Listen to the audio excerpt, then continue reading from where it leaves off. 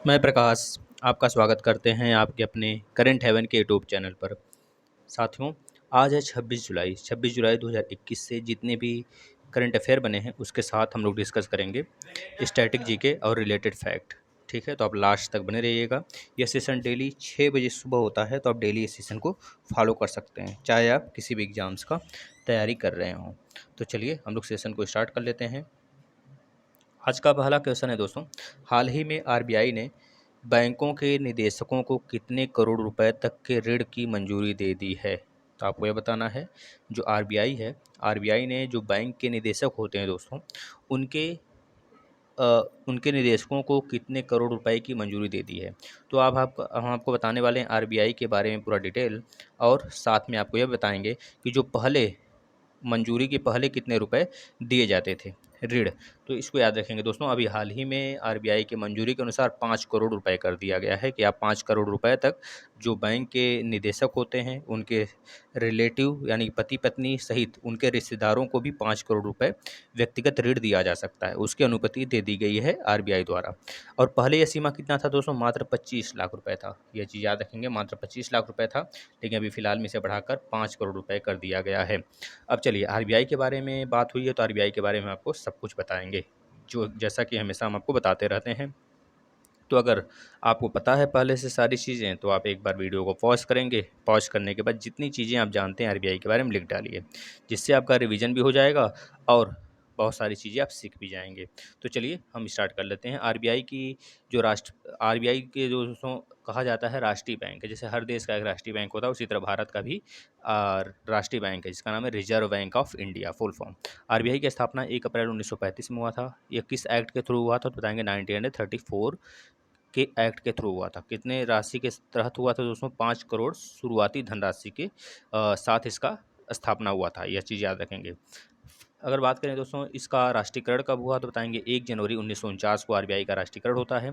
यह भारत का क्या काम करती है? तो बताएंगे भारत का रिजर्व बैंक यानी भारत का सर्वोच्च मौद्रिक प्राधिकरण है। यह भारत के नोटों की छपाई करती है, मात्र 1 रुपये और सिक्कों की ढलैया छोड़ के। तो जो 1 रुपये है और सिक्कों की ढलैया वो मिनिस्ट्री ऑफ फाइनेंस के द्वारा किया जाता है भारत के। दोस्तों याद रखेंगे। और यह क्या काम करती है? तो बताएंगे यह साख नियंत्रण करती है और क्रेडिट नियंत्रण का भी कार्य करती है, यानी कि जो वाणिज्य बैंक होते हैं उसका भी नियंत्रण करती है। दोस्तों जितने भी आपके इशूइंग करेंसी होते हैं, हर एक साल में कितने करेंसी लॉन्च किए जाएंगे, कितने करेंसी छापे जाएंगे, उसका पूरा नियंत्रण इसी के हाथ में होता है। मैनेजिंग फॉरेन एक्सचेंज पे भी अपना कमांड रखती है दोस्तों। बैंक ऑफ गवर्नमेंट जितने होते हैं सब पे अपना कमांड रखती है। ठीक है दोस्तों, याद रखेंगे। और ये बैंक ऑफ गवर्नमेंट तो होता ही है, ये चीज़ याद रखेंगे। मतलब बैंकों का बैंक इसे बोला जाता है। अगर इसमें बोला जाए दोस्तों कितने डायरेक्टर होते हैं, तो बोलेंगे ऑफिशियल डायरेक्टर इसमें 5 होते हैं, 4 डिप्टी गवर्नर होते हैं, 1 गवर्नर होते हैं। गवर्नर जो हैं दोस्तों इसमें शक्तिकांत दास जी हैं 25वें नंबर के, और डिप्टी गवर्नर हैं 4। याद रखेंगे कौन कौन से? T Ravishankar, M Rajeshwar Rao, doctor M D Patra और महेश कुमार जैन। तो फर्स्ट गवर्नर ऑफ आरबीआई कौन थे? तो याद रखेंगे सर ऑसबर्न स्मिथ। लेकिन याद रखेंगे भारतीय गवर्नर अगर पहला पूछा जाए तो बताएंगे सीडी देशमुख। ऐसे पहले गवर्नर जो कि पहले पीएम भी रह चुके हैं, तो बताएंगे मनमोहन सिंह। आरबीआई का हेडक्वार्टर पहले कहाँ था? कोलकाता, लेकिन 1937 से अभी तक मुंबई बना हुआ है। आरबीआई के लोगों में दोस्तों ताड़ का एक वृक्ष है और एक रॉयल बंगाल टाइगर है, याद रखेंगे। हिल्टन यंग कमीशन के सिफारिश पर आरबीआई की स्थापना हुई थी। आरबीआई के गवर्नर के कार्यकाल 3 वर्ष के होते हैं। आरबीआई के गवर्नर की नियुक्ति वित्त मंत्री के सलाह पर पीएम करते हैं। आरबीआई गवर्नर की सैलरी 2.5 लाख रुपए है दोस्तों पर मंथ। ये बातें याद रखेंगे। चलिए अगले प्रश्न की तरफ चलते हैं। अगला प्रश्न देखिएगा, हाल ही में किस देश में खुला दुनिया का पहला 3D प्रिंटेड स्टील पुल? दोस्तों किस देश में खुला है? तो बता देंगे दोस्तों, यह नीदरलैंड में खुला है। किस देश में खुला है? तो बता देंगे नीदरलैंड में हाल ही में 3D प्रिंटेड स्टील पुल का लीजिए दोस्तों यहाँ पर आयोजन किया गया, मतलब इसका उद्घाटन किया गया है। तो याद रखेंगे दोस्तों नीदरलैंड की बात हुआ है। पहले हम पुल के बारे में आपको बताते हैं, फिर नीदरलैंड के बारे में आपको बताते हैं। दोस्तों जो पुल है 3D प्रिंटेड स्टील ब्रिज इसका नाम है, याद रखेंगे। 3D प्रिंटेड स्टील ब्रिज या फिर पुल इसे बोलेंगे, याद रखेंगे। जनता के लिए खोला गया है दोस्तों। इसे विशेषज्ञों के एक संघ के सहयोग से एक डच रोबोटिक्स कंपनी MX3D द्वारा विकसित किया गया था। और यह 3D प्रिंटिंग तकनीकी के लिए एक प्रमुख मील का पत्थर का प्रतिनिधित्व करता है दोस्तों, याद रखेंगे। दोस्तों यहाँ पर 4 साल के विकास के बाद नीदरलैंड की जो महामहिम रानी मैक्सिमा द्वारा पुल का अनावरण किया गया था, ये चीज़ याद रखेंगे दोस्तों। अगर बात करेंगे अगर नीदरलैंड की, तो नीदरलैंड की राजधानी एम्स्टर्डम है, जो कि जहाँ पर यह पुल बना है उसी जगह वही इसकी राजधानी है एम्स्टर्डम, याद रखेंगे। मुद्रा यहाँ की यूरो है दोस्तों। दोस्तों इस पुल की लंबाई जो है 12 मीटर लंबी स्टील संरचना है, इससे बनाया गया है।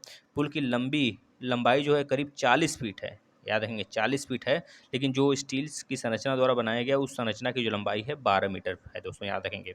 दोस्तों अगर बात करेंगे कि इसके जीवन काल में कैसा बदलाव होगा, तो बताएंगे दोस्तों बेहतरीन तरीके से इसको बनाया गया है। जीवित प्रयोगशाला होगी एक इसके लिए, और जो वास्तविक समय में अपने स्वास्थ्य पर डेटा को कैप्चर और संचारित करेगी, जिससे कि अगर इसे टूट फूट होने वाला है तो ये पहले ही सारी चीज़ें कैप्चर कर लिया जाएगा उसके द्वारा, फिर उसको फिर से मरम्मत कराया जाएगा, यानी कि उसकी जो लाइफ है दोस्तों बहुत ही लंबी लाइफ है।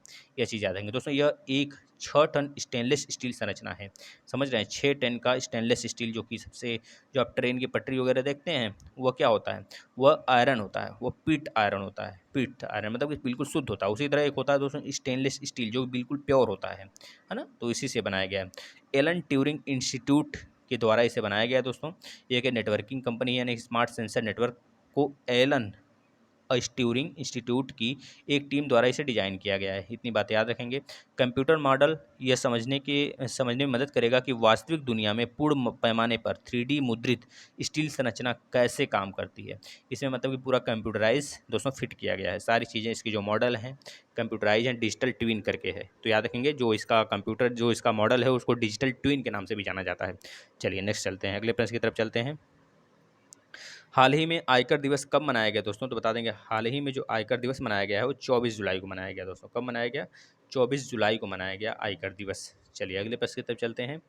हाल ही में किस इंश्योरेंस कंपनी ने खुद को नीवा बुपास के रूप में रीब्रांड किया है दोस्तों, तो बताएंगे मैक्स बुपा हेल्थ इंश्योरेंस ने अपने आप को क्या किया दोस्तों, रीब्रांड किया है, खुद को रीब्रांड करके, यानी कि अपना नाम जो है चेंज करके बुपास बुपास नीवा बुपास से नीवा बुपास के रूप में कर लिया है दोस्तों। इसका पहले नाम क्या था, मैक्स बुपा हेल्थ इंश्योरेंस, अब क्या हो गया है नीवा बुपास।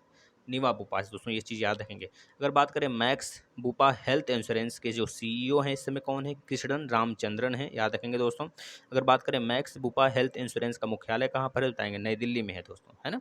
अगर बात किया जाए नई दिल्ली यानी कि भारत में है, याद रखेंगे। ये मैक्स बुपा हेल्थ इंश्योरेंस की स्थापना कब हुई थी, सन 2008 में हुआ था दोस्तों, याद रखेंगे सन 2008 में हुआ था, जिस समय हमारे यहाँ व्हाट्सअप की संचालना हुई, व्हाट्सअप स्टार्ट हुआ था, उसी समय इसका भी स्थापना हुआ था दोस्तों, याद रखेंगे। चलिए 2004 2002 के आसपास, 2004 में फेसबुक की स्थापना हुई थी ना, इस तरह है कुछ, तो आप सारी चीज़ें याद करते रहिए। नेक्स्ट, हाल ही में एमएसएमई सह उधार के लिए यूग्रो कैपिटल ने किस बैंक के साथ गठजोड़ किया है, यह बताना है आपको दोस्तों। Micro micro small and medium enterprises के लिए कह लीजिए कि जो यूग्रो कैपिटल बैंक है, यूग्रो कैपिटल है दोस्तों, वो किस बैंक के साथ समझौता किया है, तो बता देंगे दोस्तों वो बैंक ऑफ बड़ौदा के साथ समझौता किया है। ये चीज़ याद रखेंगे दोस्तों। बैंक ऑफ बड़ौदा और यूग्रो मिलकर एमएसएमई को 1,000 करोड़ रुपए के ऋण वितरित करेंगे।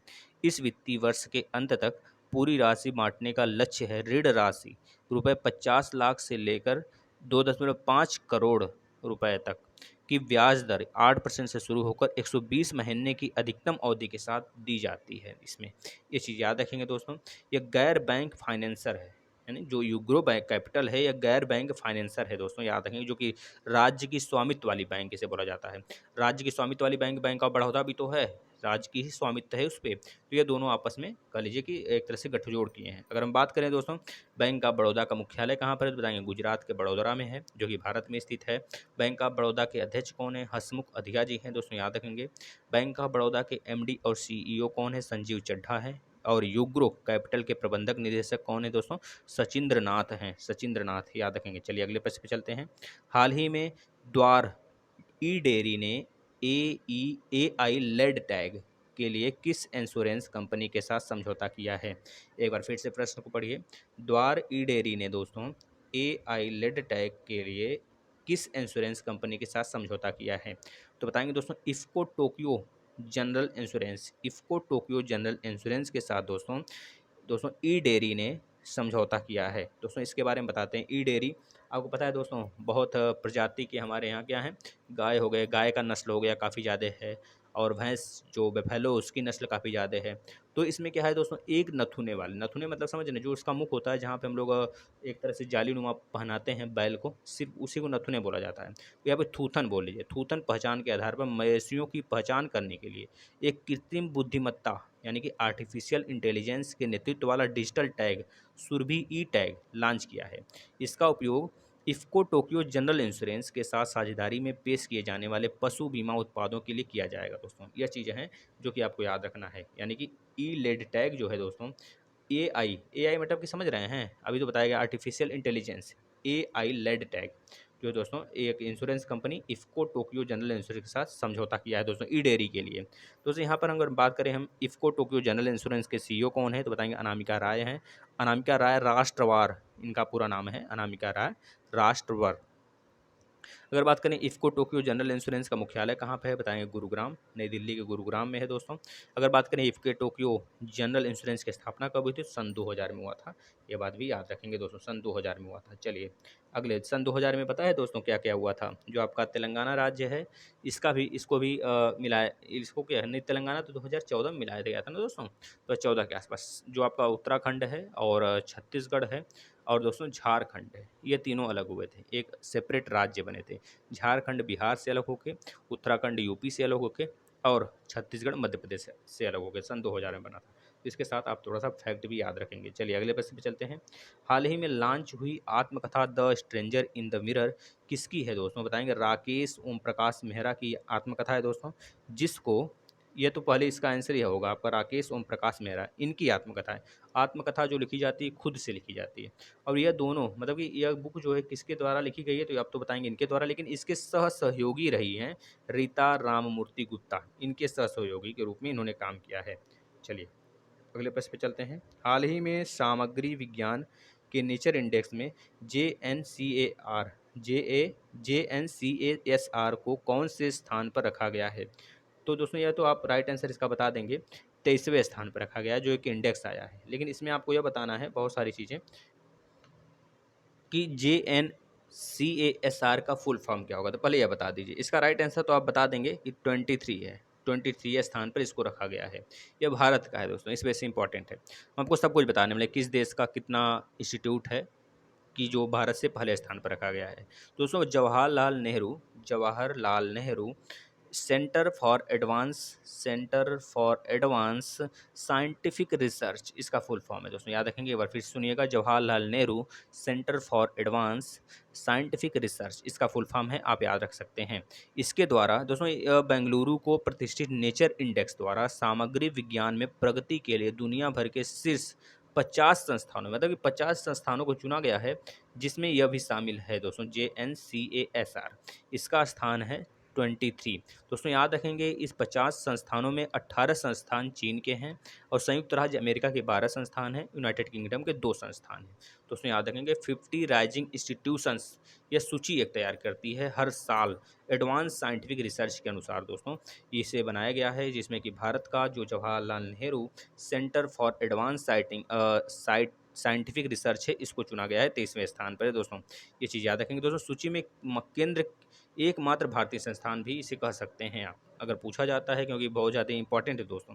संघाई जियो टोंग विश्वविद्यालय, टोंग विश्वविद्यालय जो पहले स्थान पर है दोस्तों, याद रखेंगे कहाँ का है दोस्तों, चीन का है। क्या नाम है उसका, संघाई जियो टोंग विश्वविद्यालय, जो कि पहले स्थान पर है, और भारत का रैंक 23वां है। ये बात याद रखेंगे। चलिए अगले प्रश्न पे चलते हैं।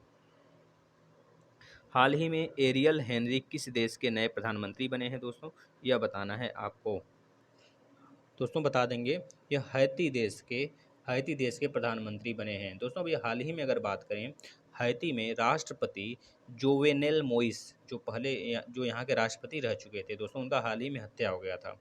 तो औपचारिक रूप से वहाँ पर दंगे प्रसाद न फैल सकें, इस वजह से इनको तुरंत यहाँ का प्रधानमंत्री चुना गया है दोस्तों, याद रखेंगे। राष्ट्रपति नहीं चुना गया इनको दोस्तों, क्या चुना गया है, बताएंगे। एरियल हेनरी जो है हैती देश के क्या बने हैं दोस्तों, प्रधानमंत्री बने हैं। जो हैती है दोस्तों, ये कहाँ पड़ता है, तो बताएंगे, यह पश्चिमी गोलार्ध के सबसे गरीब राष्ट्र है, पश्चिमी गोलार्ध में पड़ता है, यह बहुत गरीब राष्ट्र है दोस्तों, याद रखेंगे। अगर बात करेंगे हैती की राजधानी क्या है, तो बताएंगे पोर्ट ओ प्रिंस, और हैती की मुद्रा क्या है, हाइटियन गुड दोस्तों। हैती महाद्वीप उत्तरी अमेरिका का एक तरह से देश है दोस्तों, राष्ट्र है।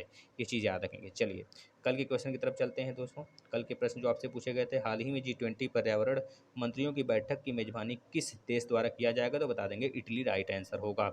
आज का क्वेश्चन अपडेट है, हाल ही में संयुक्त राष्ट्र कर समिति में किसे सचिव चुना गया है दोस्तों, तो बता देंगे इसका राइट आंसर क्या होगा। और ये सेशन दोस्तों आप डेली फॉलो करिए, जितने बच्चे हैं अगर डेली फॉलो करते हैं तो कोई सा भी एग्जाम हो, चाहे उत्तर प्रदेश पुलिस का जो एग्जाम होने वाला है, वो UPSI का होने वाला है, UP TET, C TET, super TET, BPSC, UPSC, UP SSC, है ना, जो भी चीज़ें PT लेखपाल की वैकेंसी आने वाली, मतलब जहाँ पर भी आप करंट अफेयर पूछे जाते हैं, अगर आप डेली फॉलो करते हैं 15 मिनट का सेशन, तो आपको बहुत ही महत्वपूर्ण दोस्तों यहाँ से सारे प्रश्न आप सॉल्व करके आएंगे। कोई एक सिंगल प्रश्न भी आप नहीं छोड़ेंगे, बशर्ते आप डेली 6 बजे से फॉलो करेंगे दोस्तों। अगर आपको वीडियो सेशन अच्छा लगता है तो आप इसे ज़्यादा से ज़्यादा बच्चों को शेयर करेंगे, अपने मित्रों को जोड़ेंगे, अपने सहपाठियों को जोड़ेंगे, अपने कॉलेजेस में भी इसे शेयर करिए, जिससे कि आपकी फैमिली जल्द ही बड़ी हो सके। धन्यवाद मित्रों।